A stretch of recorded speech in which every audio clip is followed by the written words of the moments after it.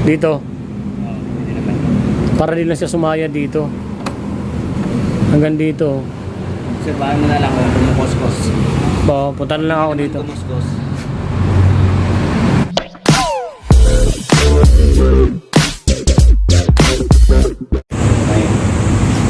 Magandang umaga mga boss, no? Dito ako ngayon sa J-Lord Motor Shop sa may Regalado Avenue. Nagpakabit ako ng radiator MBR1, yung tatak ng radiator mga bossing, no? Ayun ang ginagawa na po ni bossing yung ano natin, motor. Papalit tayo ng radiator kasi 10 years na rin yung radiator natin, hindi napapalitan. Yan si bossing yung gagawa. Shout out kay boss, tayo unang customer. Ayan, 10 years na kasi yung mga bossing, hindi ko napalitan mula nung brand new yung motor hanggang ngayon. Ngayon ko pa lang siya papalitan. Ayan, binabaklas na. Wala tong kasamang walang kasamang pan. Bali yung pan nito, ibabalik pa rin sa yung dati niyang pan. Yung gustong pumunta dito, hanggang August na lang sila ni boss. Ngayon, J-Lord Motor Shop, naghanap silang malilipatan. Kompleto naman sila sa gamit dito mga boss, lalo sa sniper.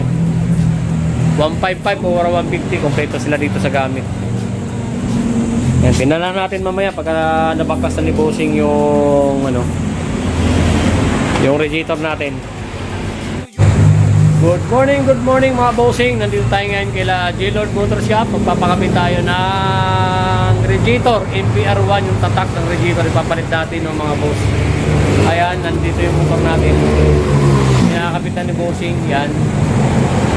Update na lang ako mamaya pag naikabit na yung radiator kasi babalik rin natin yung pan. Isang linggo na rin tayo di nakakabiyay sa NC Taxi. Palitan natin ng pan yung mo, Ayan, radiator. ito ipapalit namin para at least hindi na talaga siya mag-overheat. Gago! Malaki-laki, parang electric pan yung ganito kalaki yung mga boss. Dito lang yan sa Regalado Highway, Quezon City mga boss. Kaso lilipat yata ng piso sila ni bossing. Ngayon mag-update ako kung saan sila makakuha ng pwesto. Marami kasi sila pinagpilian na lugar pero wala pang exact talaga kung saan sila makakalipat. Kaya gusto nila lumipat ng mga boss. Tingnan nyo naman. Nakatago kasi yung mga paninda ni bossing, hindi mailabas dahil ito yung pader. Yung pader kasi ng mga boss nakatago. Yan. Hindi makikita yung niya kasi may nakaarang dito. Hindi makikita yung paninda ni boss. Ito lang yung bukas. Yan. Ito yung paggawaan ni bossing. Gago! Ayan lang. Mag-update ako pagka na ni boss. Kasi babalik din yung pan eh. Laki ng diferensya ng mga boss. Ito yung ito yung stock ko. Ito yung 10 years na. Ito naman yung ipapalit natin yan. Laki ng diferensya nila ng mga bossing yan.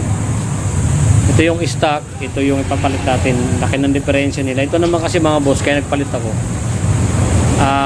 Kunting traffic lang o maano ako sa traffic, mabilis umikot yung pan. Siguro marami na siguro barado dito sa loob. Kasi may kamaanan din yung pan. Hindi, marami na rin tumbara kaya nagpalit tayo medyo mas malaki. Ito yung BR1, ipapalit natin yung brand.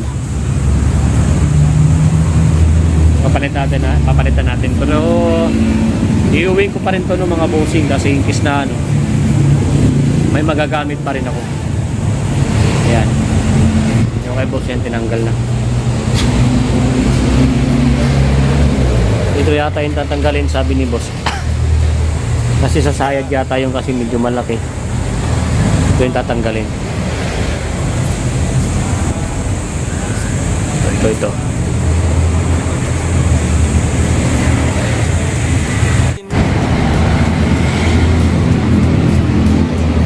yun mga bossing, naikabit na namin. Natapos kami 2:30 na kasi kami nahirapan kanina yung pinsan ni boss pagkabit kasi ano yung maliit doon na butas ng goma, hirap ipasok dito sa may radiator kasi medyo malaki yung ano niya, yung pinapapasukan ng hose.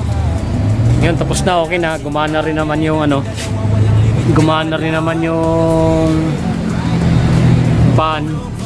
Saka ito din naman magalaw. Okay naman. Yun, natapos na rin yan.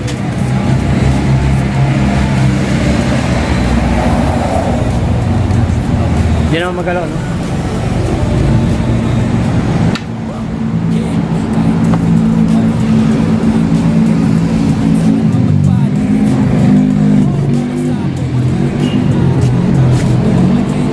Pero kung tatabasan dito ng konti tol, pwede naman. Dito. Para din lang siya sumaya dito. Hanggang dito. Sabahan mo na lang kung kumukuskos. Ba, punta na lang ako dito.